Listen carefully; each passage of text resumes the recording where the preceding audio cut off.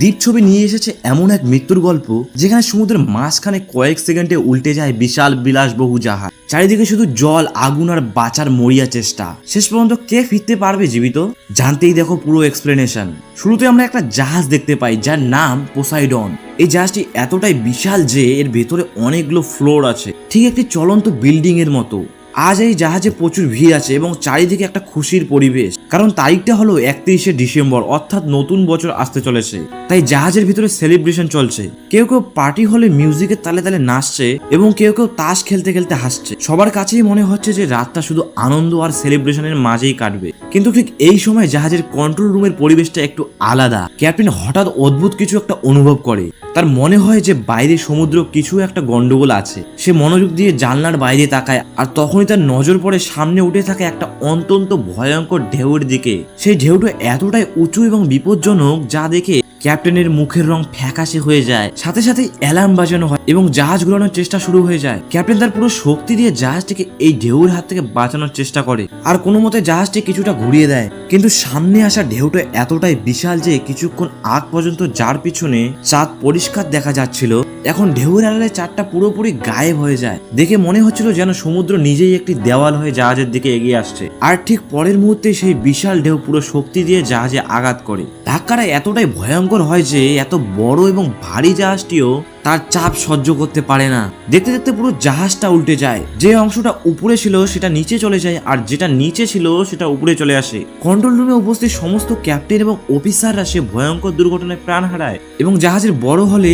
যেখানে সবচেয়ে বেশি মানুষ জড়ো হয়েছিল সেখানে চারদিকে হাহাকার পড়ে যায়। মানুষ ভয়ে চিৎকার করতে থাকে। কেউ বুঝতে পারে না যে আসলে এখানে কি হয়েছে। তখন একজন অফিসার সবাইকে সামলানোর চেষ্টা করে। তিনি সবাইকে বলে যে তার কাছে একটি ভালো খবর এবং একটি খারাপ খবর আছে। খারাপ খবরটা হলো যে জাহাজ এখন উল্টে গেছে এবং পরিস্থিতি খুবই বিপজ্জনক। তবে ভালো খবরটি হলো ঢেউটি ধাক্কা মারার কয়েক মিনিট আগেই কন্ট্রোল রুম থেকে রেস্কিউ টিমকে মেসেজ পাঠানো হয়েছে, অর্থাৎ সাহায্য রাস্তায় আছে। হেলিকপ্টার খুব দ্রুত এখানে পৌঁছে যেতে পারে, তাই ঘাবড়ানোর কোনো দরকার নেই। অফিসারের এই কথা শুনে কিছু মানুষ আশা পায়।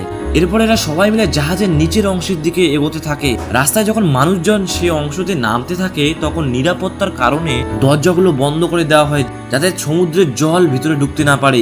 এমনিতেও ভিতরে প্রচুর জল আছে, তবে দরজা জানলাগুলো এতটাই শক্ত যে বাইরের জল ভিতরে আসতে পারে না। কিন্তু কিছু দূর যাওয়ার পর হঠাৎ তাদের রাস্তা আটকে যায়। সামনে দরজা বন্ধ থাকে এবং সামনে বহু মানুষের লাশ পড়ে থাকে। তারা আশা করে যে যদি এটা খুলে যায় তবে হয়তো সামনে রাস্তা পাওয়া যাবে, কিন্তু যতই চেষ্টা করুক না কেন দরজা একটুও নড়ে না।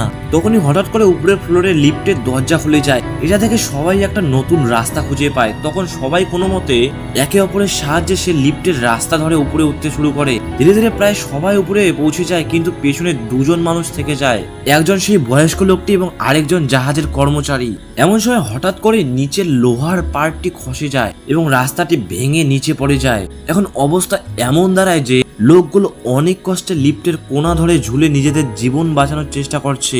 পরিস্থিতি এতটাই বিপজ্জনক হয়ে ওঠে যে উপরের লিফটটি খসে পড়লে তাদের মৃত্যু নিশ্চিত। ডিলন নামক একটি ছেলে উপর থেকে বয়স্ক লোকটির হাত ধরে রাখে। অন্যদিকে নিচে গাইড সেই বয়স্ক লোকটির পা ধরে ঝুলিয়ে থাকে। ডিলন তার সমস্ত শক্তি দিয়ে তাদের উপরে টানার চেষ্টা করে, কিন্তু তিনজনের ওজন অনেক বেশি। তখন বয়স্ক লোকটি বুঝতে পারে যে এভাবে চলতে থাকলে তিনজনের নিচে পড়ে যেতে পারে। সে ভারী হৃদয়ে গাইডকে তার হাত ছেড়ে দিতে বলে, নইলে সবাই মারা যাবে। কিন্তু গাইড ভয়ে হাত ছাড়তে পারে না।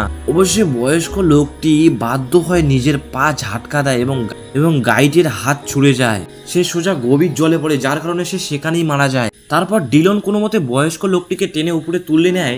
ঠিক তখনই হঠাৎ করে লিফটে জোরে নিচে পড়ে যায় এবং বিশাল শব্দের সাথে অন্ধকারের মাঝে হারিয়ে যায়। এই ভয়ঙ্কর মুহূর্তের পর এখন শুধু 5 জন মানুষই বেঁচে আছে। একটু সামলে নিয়ে তারা আবার সামনের দিকে এগোতে শুরু করে। কিছু দূর যাওয়ার পর তারা জাহাজের ডিস্ক এরিয়া পেয়ে যায়। সেখানে তারা রবার্টের মেয়ে, তার এক বন্ধু এবং অন্য দুজনকে পেয়ে যায়। অর্থাৎ এখন তাদের সঙ্গে নতুন 4 জন যোগ দিলেও সামনের পথ অতটা সোজা নয়। অন্যদিকে যাওয়ার জন্য একটি লোহার রেলিং ভেঙে গেছে, যেটা এখন ব্রিজ হিসেবে কাজ করতে পারে। ডিলন সবাইকে জিজ্ঞেস করে যে কেউ এখান থেকে বের হওয়ার জন্য কোনো রাস্তা জানে কি। তখন একটি মেয়ে বলে যে সে জাহাজের নিচ পর্যন্ত রাস্তা জানে এবং হয়তো বাহিরের বেরোনের একটা সুযোগ পাওয়া যেতে পারে। কারো কাছে অন্য কোনো উপায়ও ছিল না। একে একে তারা সেই পড়ে থাকা রেলিং এর উপরে ওঠে এবং ধীরে ধীরে অন্যদিকে যেতে থাকে। তখন একজন মাতাল লোক রেলিং দিয়ে একইভাবে যেতে শুরু করে। সে মাঝপথে পৌঁছতেই হঠাৎ ইঞ্জিনের একটি ভারী অংশ উপর থেকে ভেঙে পড়ে এবং খুব জোরে তাকে ধাক্কা মারে। এর ফলে লোকটি সেখানেই চাপা পড়ে যায় এবং রেলিংটিও তার সাথে ভেঙে পড়ে যায়। নিচের দিকটা জলে ভর্তি ছিল এবং সে জলে আগুন জ্বলছিল। ইঞ্জিনের টুকরো ভাঙা রেলিং এবং লোকটি সবই সেই জ্বলন্ত জলে পড়ে যায়। কয়েক সেকেন্ডের মধ্যে আগুন তাকে গ্রাস করে নেয় এবং সেও মারা যায়। এখন অবস্থা এমন হয়েছে যে 8 জন মানুষ বেঁচে থাকলেও তাদের মধ্যে 5 জন মানুষ অন্য প্রান্তে পৌঁছতে পেরেছে। তার মেয়ে এবং ডিলনও এখনো পেছনে আটকে আছে। নিচের জলে আগুন জ্বলছিল এবং জাহাজের কাঠামো যে কোনো সময় ভেঙে যেতে পারে। এখন তাদের এমন একটি রাস্তা খুঁজতে হবে যেখানে নিচে জল থাকে, যাতে লাফ দিতে হলেও তারা বাঁচতে পারে। ডিলন বুঝে যায় যে যদি সে নিজে জল অব্দি পৌঁছে যায় আগুন তাকে ছুতেও পারবে না। তাই সে সাহস করে নিচে ঝাঁপ দেয়। যেই সে জলে পড়ে দ্রুত সাঁতার কেটে উপরে পাশে চলে আসে। সেখানে পৌঁছে দড়ি পাইপের সাথে শক্ত করে বেঁধে দেয়। এবার সেই দড়ি দিয়ে ঝুলে রবার্ট আর তার মেয়ে ওই পার থেকে এ পারে চলে আসে। এদিকে আমরা জাহাজের বড় হল দেখতে পাই। সেখানে তখন অনেক মানুষ বসেছিল। সবাই আশা করছিল যে খুব তাড়াতাড়ি সাহায্য আসবে এবং হেলিকপ্টার তাদের বাঁচিয়ে নেবে, কিন্তু পরিস্থিতি প্রতি মুহূর্তে খারাপ হতে থাকে। সমুদ্রের চাপ এতটাই বেড়ে যায় যে সেখানে লাগানো মোটা ও মজবুত কাঁচটাও আস্তে আস্তে ভাঙতে শুরু করে। আর তখনই হঠাৎ করে একটি কাঁচ ভেঙে যায়। পরের মধ্যে সমুদ্রের জলের প্রচন্ড চাপে অনেক জল ভিতরে ঢুকে পড়ে। কয়েক সেকেন্ডের মধ্যে পুরো হল জলে ভরে যায়। সেখানে উপস্থিত লোকজন আতঙ্কে চিৎকার শুরু করলেও এখন তাদের বাঁচার কোনো উপায় থাকে না। বেচারা মানুষগুলো শুধু চিৎকার করতে থাকে আর কিছুক্ষণের মধ্যেই সবাই জলে ডুবে যায়। তাদের এই যন্ত্রণাধিক চিৎকার দূরে দাঁড়িয়ে থাকা ওই 8 জন মানুষ শুনতে পায়। তখন তারা বুঝতে পারে যে নিচের হলের কেউ আর বেঁচে নেই। এসব ভেবে তাদের মনটা আরো ভারী হয়ে যায়। কিন্তু তারা যে জায়গায় দাঁড়িয়ে আছে সেখানেও সামনে যাওয়ার কোনো রাস্তা ছিল না। তখনই তার উপরে একটি ছোট্ট ভেন্টিলেশন দেখতে পায়। এটা খুবই সরু একটি রাস্তা, তবে সম্ভবত এটাই তাদের একমাত্র আশা ছিল। সবাই বুঝতে পারে যে বাইরে বের হতে চাইলে এ পথ দিয়ে যেতে হবে, কারণ জায়গাটা খুব ছোট। তাই একেবারে মাত্র একজন ভেতরে যেতে পারবে। এখন একে একে সবাই সে ভেন্টিলেশনের মধ্যে ঢুকে সামনের দিকে এগোতে থাকে। অনেক কষ্টে হামাগুড়ি দিয়ে শেষ মাথায় পৌঁছলে তারা দেখতে পায় যে সামনে একটা লোহার জালির রাস্তা আটকে রেখেছে।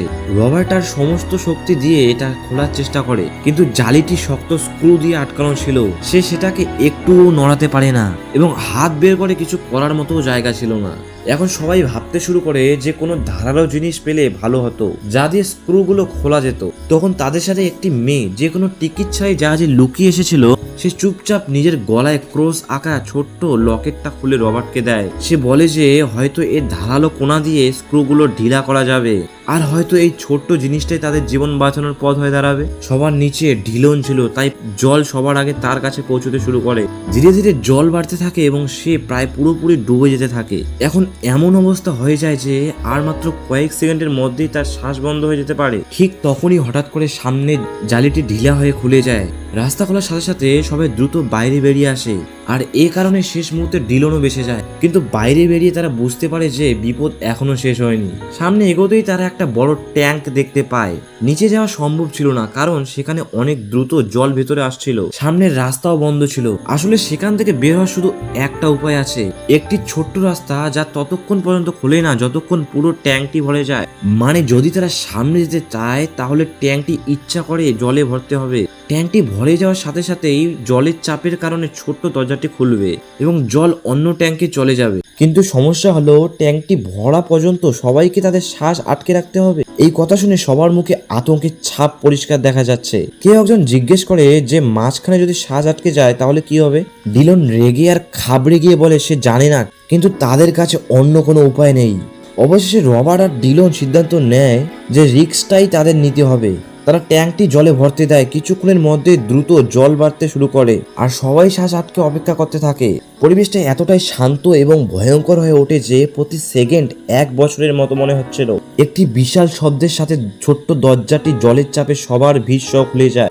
জল তীব্র স্রোতের সাথে সকলে অন্য ট্যাঙ্কে পৌঁছে যায়। অন্য ট্যাঙ্কে ভেসে গিয়ে তারা কোনো মতে সেই অংশে থেকে বেরিয়ে আসে, কিন্তু বিপদ তখনও কাটেনি। এখন তারা সামনের দিকে এগোতে থাকে আর সবার পেছনে থাকে সেই মেয়েটি যে অনেকদিন দিন ধরে এই জাহাজে লুকিয়ে বসবাস করে আছে। বাকিরা সামনে এগোতেই পিছনের মেয়েটির জামা একটি তারে আটকে যায়, আর সে কিছুতেই সেটা ছুটতে পারছিল না। তখন সে বয়স্ক লোকটি আসে আর কোনোভাবে টেনে তাকে উপরে তুলে নেয়, কিন্তু এখানেও খুব দ্রুত জল ভরতে থাকে। চারিদিকে জলের উপর লাশ ভাসতে থাকে এবং প্রতি মুহূর্তে জলের চাপ বাড়তে থাকে। এইসব দেখে ডিলনের চেহারা একেবারে বিষণ্ণ এবং ভাঙা হয়ে যায়। তার অবস্থা দেখে বাচ্চাটির মা তাকে জিজ্ঞেস করে যে কি হয়েছে ডিলন। এখন তার চেহারায় এমন এক ভাব ছিল যেন সে সামনের কোনো বড় সত্যের আওয়াজ পেয়ে গেছে।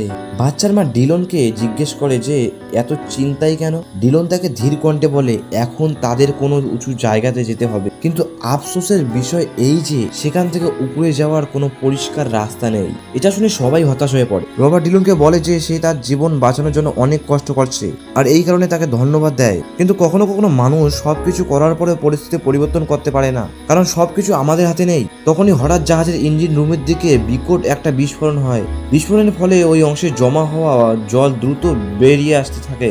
জল নিচে নেমে যাওয়ার সাথে সাথে রাস্তা পরিষ্কার হয়ে যায়, যেখান থেকে তাদের সামনে এগোতে হবে। ক্ষণিকের জন্য সবাই আশার আলো দেখতে পায়, কিন্তু সামনে এগোতেই তাদের সামনে আরেকটি বিপদ এসে দাঁড়ায়। সেখানে একটি বিশাল ফ্যান ঘুরতে থাকে।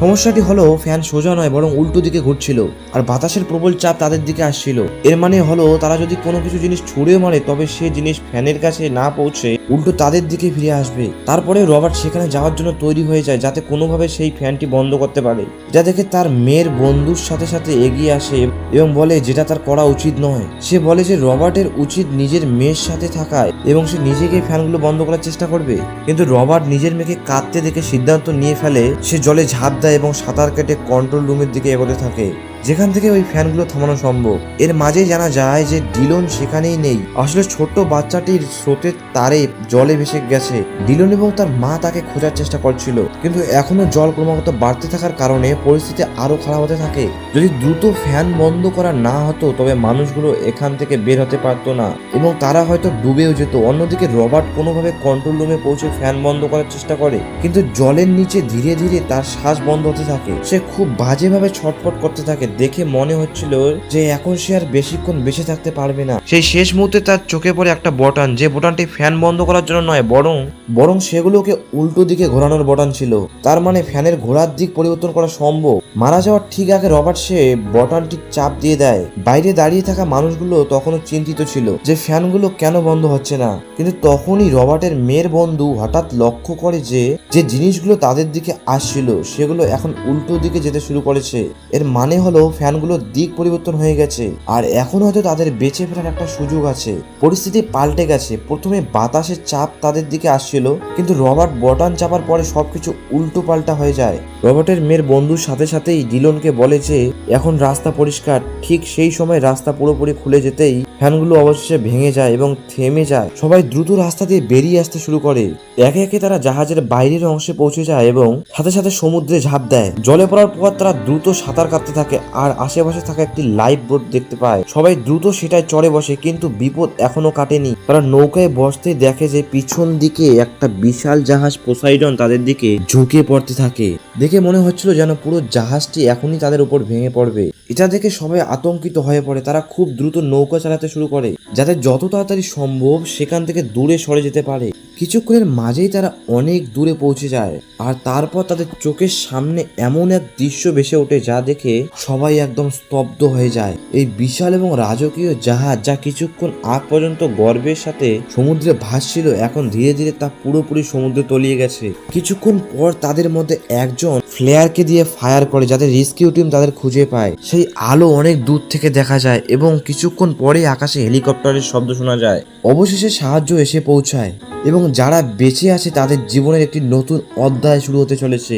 কিন্তু সেই ভয়ঙ্কর রাত এবং জাহাজ দুর্ঘটনার স্মৃতি হয়তো তারা কখনোই ভুলতে পারবে না। বাকি তোমরাও আমার চ্যানেলটিকে সাবস্ক্রাইব করে তোমার জীবনের নতুন অধ্যায় শুরু করতে পারো। ভিডিও ভালো লাগলে লাইক করে দাও। দেখা হচ্ছে নতুন কোনো ভিডিওতে। সবাই ভালো থাকবেন, সুস্থ থাকবেন।